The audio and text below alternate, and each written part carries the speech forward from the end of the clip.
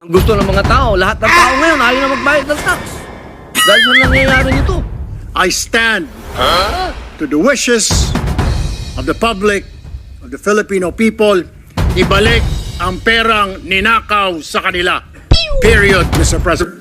Mr. President, the distinguished colleagues, just want to make a point of manifestation.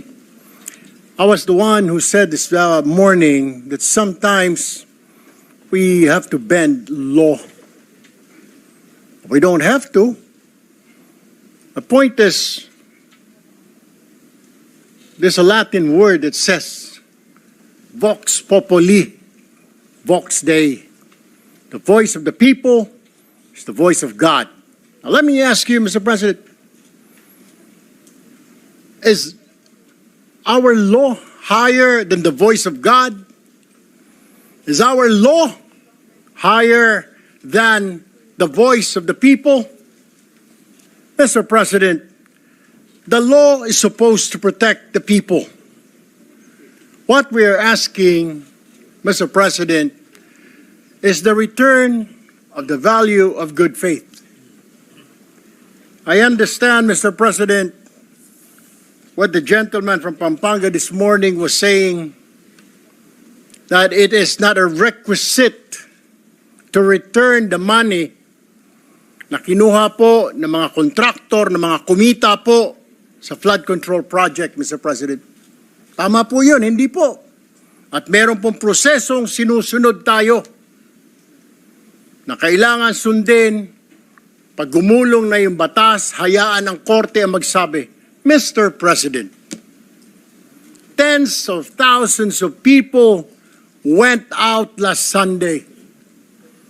Narinig ko po, hindi ko po alam kung yung makasama natin narinig. Narinig ko po yung sigaw ng taong bayan. Ibalik ang pera namin.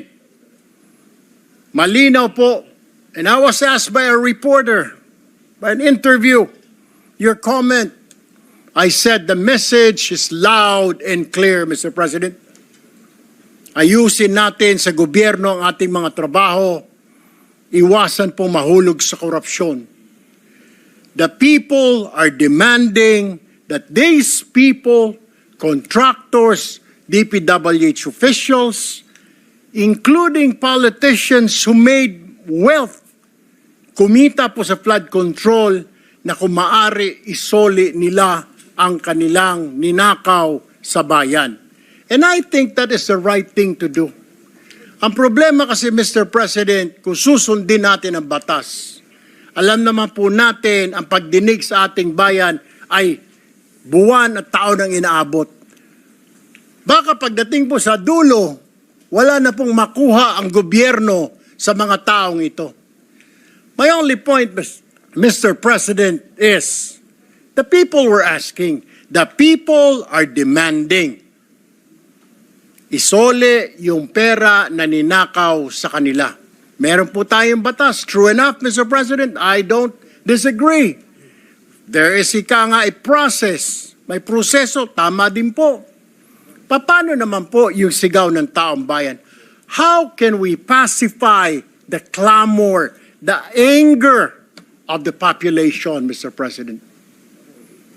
I have no answer. My only answer, Mr. President, is isoli po ninyo ang inyong ninakaw. No ifs and buts. Ang sinasabi lang po ng DOJ, kakausapin po nila ang mga taong ito. Kung pwede, isoli. Wala naman pong sinabi ang DOJ. Ito ang batas, bawal po, kailangan ninyong isoli yan. The DOJ, the Secretary himself said, they will ask, but they will not force them. Depende, mas mabuti raw kung kusang loob nilang isurrender yung pera, Mr. President. Wala naman pong nagbabawal sa batas na magbalik ng ninakaw. There's no such thing. And alam ko pong meron tayong process, we have procedures. But my only point is, Mr. President, whether I'm right or wrong, I stand to the wishes of the public, of the Filipino people, ibalik ang perang ninakaw sa kanila. Period, Mr. President. Thank you, Mr. President. Thank you, Senator Erwin Tulfo. Senator Padilla is recognized. Opo. Ginoong Pangulo, napakaganda po ng mga punto na binitawan ng ating hinahangaan na si Senator Erwin Tulfo. Ngunit, alam niyo po, meron pong historical injustice na nangyari sa mga Bangsamoro. Kung ang usapin po natin ay sisingilin natin ang inang bayan sa mga utang nito sa Bangsamoro at hindi natin padadaanin sa batas, para saan po yung BARM law? Mapupunta na lang po kami sa gulo. Mapupunta na lang po ito sa paniningil na hindi. Kailangan magbayad. Kailangan ngayon na. Kailangan po dumaan tayo sa proseso. Ang atin pong saligang batas ay malinaw na nagsasabi na may due process. Kung ang argumento po natin ay makikinig tayo sa sinasabing ngayon na. Teka muna po. Marami pong maliligaw. Katulad po ng mga kasama nating artista, halimbawa, sinasabi nila, kung ganyan, wag na tayo magbayad ng tax. Paano po ang gagawin natin? Papayagan po ba natin na mga artista ngayon wag na magbayad ng tax dahil yun ang boses nila? Yun ang voice of God? Yun ang voice of the people? Ang gusto ng mga tao, lahat ng tao ngayon ayaw na magbayad ng tax. Dahil sa nangyayaring ito. Ang gusto ko lamang pong linawin, Ginoong Pangulo, tama po, naniniwala po ako na ang tao'y galit na. Dapat lang po silang magalit. Marami nang talagang ghost project, ang dami na pong nangyayaring ito. Pero sana po,